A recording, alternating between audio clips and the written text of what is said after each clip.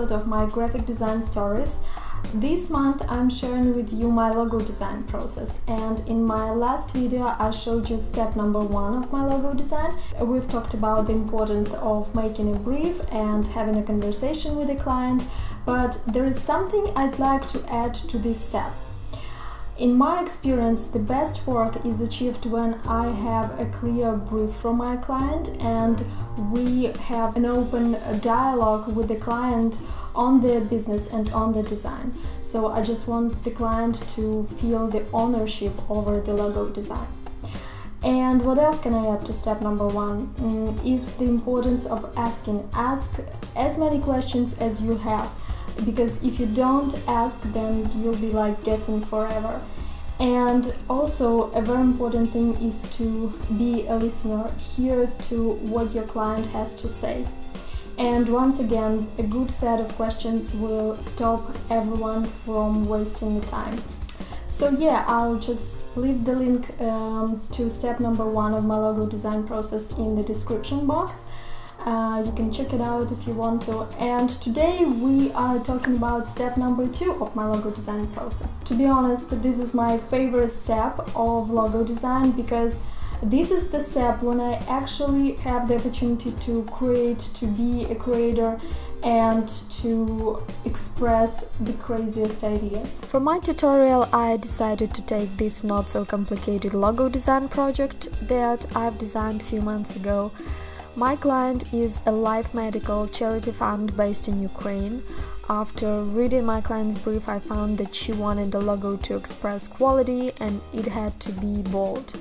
My client also wanted to have a doodle illustration of 2 angels in the logo. So let's do this! After having a brief and getting to know your client's business, research is the most important step in making logo successful. Research includes general reading on the industry itself, sometimes on its history and on its competitors.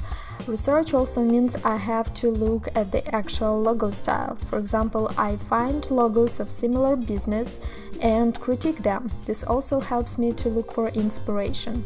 I try to look more for techniques and always ask myself what makes a really good healthcare logo, why do I like this logo and dislike that one.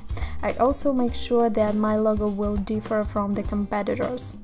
Oh, and my tip also, make sure you put everything down on paper. You don't want to come up with a great idea and forget it in the next morning. Next, sketching. This is I think the most favorite thing during the whole process of logo design. Developing logo design concepts and sketching is where creativity comes to play. Taking breaks from your computer is as important as the research and the design brief. At home, it's so easy to get stuck in a creative process and get tired of the project, and this is why I like to get outside and my ideas develop in the back of my head.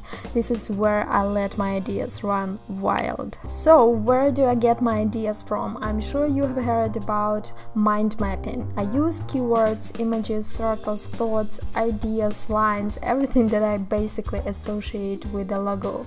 So my tip, brainstorm and draw a mind map. There is nothing that is as effective as mind map, and it has the tendency to grow and grow as you explore the topic. Try to express your ideas with the help of a pen and paper. One of the most effective ways to get in touch with your creative side is to start sketching. Sketching forces you to see things differently.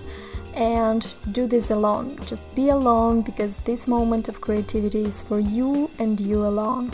Keep it safe and quiet, keep it just for you now. So first I realize what I want to create, and then I decide how I'm gonna do it. Personally, I work according to the principle I design on a paper and I perform with the help of a computer. And a lot of designers like to go straight to the computer, but from my experience, the computer will slow you down a little bit. But if you sketch first, you can easily create multiple concepts and variations to see what works and what doesn't in a matter of minutes. Oh, and did you know that large companies will often sketch out lots of pages of logo concepts before they even touch a computer mouse? And that is it. So the tip of this step: develop the logo design concepts around the brief and research, And of course, be creative and let me know in the comments what other methods do you use to get logo ideas. So this is it. This was step number 2 of my logo design process. I hope this video helped you, and next time we're gonna talk about step number 3, the final step of a logo design process. So yeah, thanks for watching, and I'm gonna see you next week. Bye!